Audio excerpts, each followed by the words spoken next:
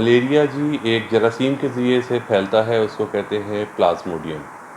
Plasmodium एक बीमार बंदे से सेहतमंद बंदे की तरफ एक कैरियर के ज़रिए या डाकिए के ज़रिए पहुंचता है, उसको कहते हैं मच्छर। और मच्छर की भी ख़ास नस्ल जो कि एनोफिलीज़ कहलाती है, और उसकी भी सिर्फ फ़ीमेल जेंडर, यानी दूसरे लफ्ज़ों में एक जरासीम है जो एक बीमार बंदे से सेहतमंद बंदे को जाके मुतासिर करता है, और उसका ज़रिया बनता है एक मच्छर, और उसकी भी सिर्फ फ़ीमेल जेंडर एनोफिलीज़ मॉस्किटो। अच्छा, कैसे डिटर्मन होता है कि मलेरिया बुखार की एक किस्म में से मलेरिया है। और हमारे मुल्क में ख़ास तौर पे ऐसा मुल्क जहाँ पे बारिशें होती हैं, जहाँ गर्मी पड़ती है, जब मच्छरों की अफसाइश होती है, और ऐसे मुल्क में जहाँ पे हम सदियों से इस मसले को देख रहे हैं, तो हमारे यहाँ तेज़ बुखार की मौसम बरसात में या मच्छरों की अफसाइश के नस्ल में मलेरिया हमारे डिफरेंशियल डायग्नोसिस की या पॉसिबल डायग्नोसिस की लिस्ट में हमेशा से पहले, दूसरे, तीसरे नंबर पर रहता है।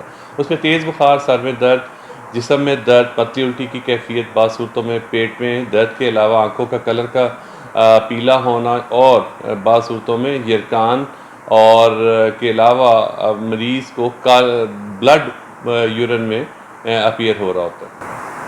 अच्छा, तशखीस कैसे होगी कि ये मलेरिया का बस है? क्योंकि ये भी तो बड़ा बहुत सारी और बीमारियों में जो पाल होता है जी, मलेरिया की तशख़ीस के दो बुनियादी अज़ा हैं। एक है जी उसकी हिस्ट्री, जो ज़ाहिर करती है कि तेज़ बुखार, सर दर्द, अलामात उसकी, और उसके साथ दूसरी चीज़ें हैं लेबॉर्ट्री टेस्ट। लेबॉर्ट्री टेस्ट में बहुत सादा से एक टेस्ट है जिसको मलेरियल पैरासाइट फ़िल्म का टेस्ट कहा जाता है। उसमें दो तरह की फ़िल्म होती है, एक थिन फ़िल्म और थिक फ़िल्म, यानी एक सादा ब्लड टेस्ट के ज़रिए मलेरिया की तशख़ीस होती है। लेकिन मेन स्टे ऑफ ट्रीटमेंट जिसको हम कहते हैं, वो क्लिनिकल एग्जामिनेशन और हिस्ट्री पे ही हम मलेरिया को डायग्नोज कर रहे होते हैं।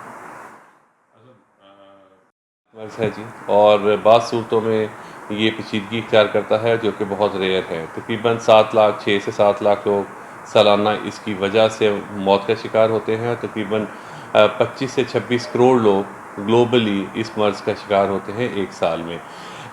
मलेरिया की अद्वियात वाफर मकदार में हमारे रीजन में और हर मुल्क में अवेलेबल हैं, और सादा सी दवाइयाँ टैबलेट्स की सूरत में हैं, और उनके कुछ इंजेक्शंस भी हैं, और आम तौर पे मरीज़ इसके साथ बहुत अच्छी तरह से सेहतयाब हो जाता है।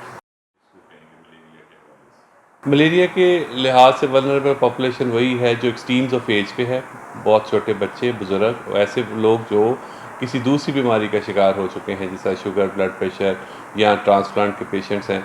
इसके अलावा वो लोग जो मच्छरों से ज़्यादा एक्सपोज्ड हैं, क्योंकि इसके फैलाव की बड़ी वजह मच्छरों के काटने से ये एक से दूसरे को फैलता है।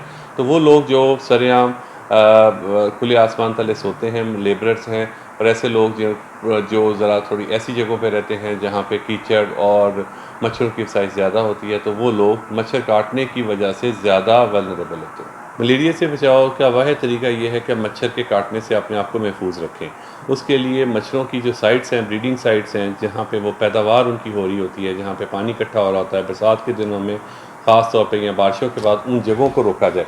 दूसरे नंबर पे मच्छर को काटने से अपने आप को बचाने के लिए मच्छर भगाओ लोशन, स्प्रेज, और ऐसे प्रोटेक्टिव क्लोथ्स पहने जाएं जिसमें फुल स्लीव्स हों, खिड़कियों के शीशे और उस पर जालियाँ लगी हों, ताकि हम मच्छर के काटने से, देखिए ये याद है कि मच्छर, हर तरह का मच्छर जो है, अगर हम उसको काटने से बचाएंगे अपने आप को, तो हमें नहीं पता कि इसमें मच्छर फैलाने वाला जरासीम कौन सा है, डेंगू फैलाने वाला जरासीम कौन सा है। तो ओवरऑल हम मच्छरों को अपने से दूर करने की ज़रूरत है।